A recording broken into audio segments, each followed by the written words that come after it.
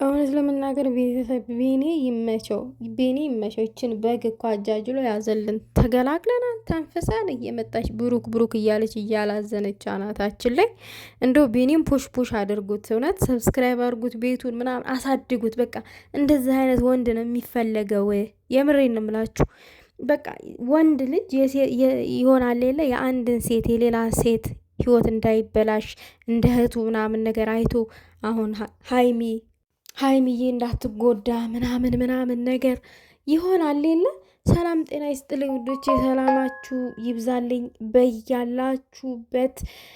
ወይኔ ዛሬ እኔ ስለ ቢኒ ትንሽ ነገር ማለት ፈልጌ ነው። እግዚአብሔር ነው የምላችሁ የመጣሁት ማለት ነው። እና ያው ታውቃላችሁ ይቺ ብጥብጥ ከየት እንደወለደች ምናምን ሳታቅ ስታላዝንብን ነበረ። ነገር ግን ደግሞ በሲስተም አድርጎ ቢኒ ስርስር አድርጎ አጠገቡ አስቀምጦልናል፣ ገላግሎናል ማለት ትችላላችሁ።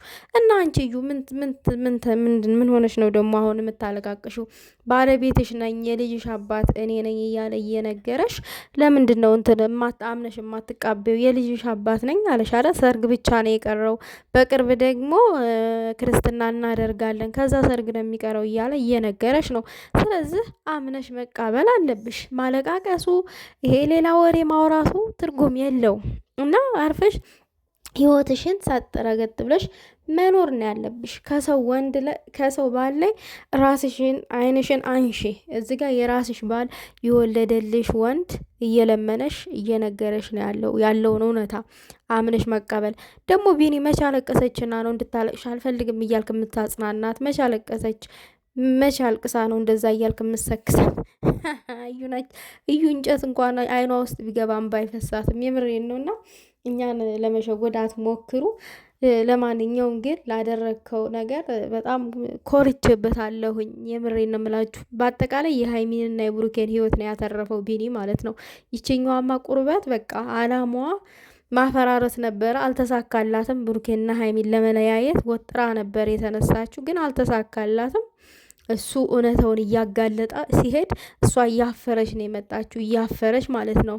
ስለዚህ ዝም ብለሽ እፍረትሽን ወደኋላ አስወግጂውና በቃ አምነሽ ተቃበይ። ያደረግሽው የዋሽሽው ውሸት ቢኒ ባልሽ እንደሆነ ምናምን ነገር የልጅሽ አባት እንደሆነ ህልናሽ ያውቃል። ለዛ ነው አሁን እንባሽ ሳይመጣ እንዳለቀሰ ሰው አክት የምታደርጊው ምናምን ነገር ምናምን እና የሚሰማሽ ሰው የለም እያልኩሽ ነው። የሚሰማሽ ሰው የለም። ህይወትሽን አርፈሽ ልጅሽን አሳድጊ ከቢኒ ጋር ሆነሽ። ይሄንን ነው እኔ ማለት የምፈልገው።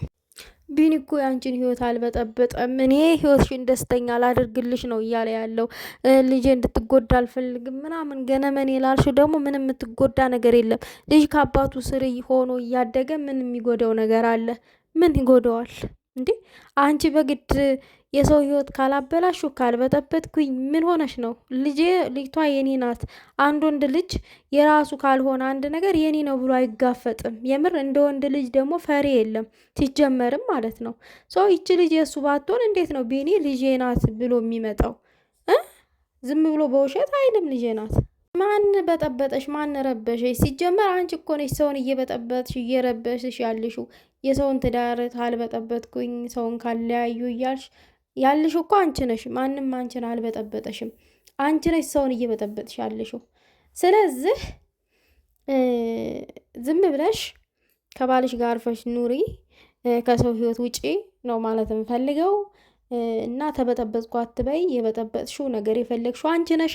ልጁን ከማን እንዳረገሽ ሳታቂ መተሽ ከቡርኬ ነው ብለሽ ያለቃቀሽው አንቺ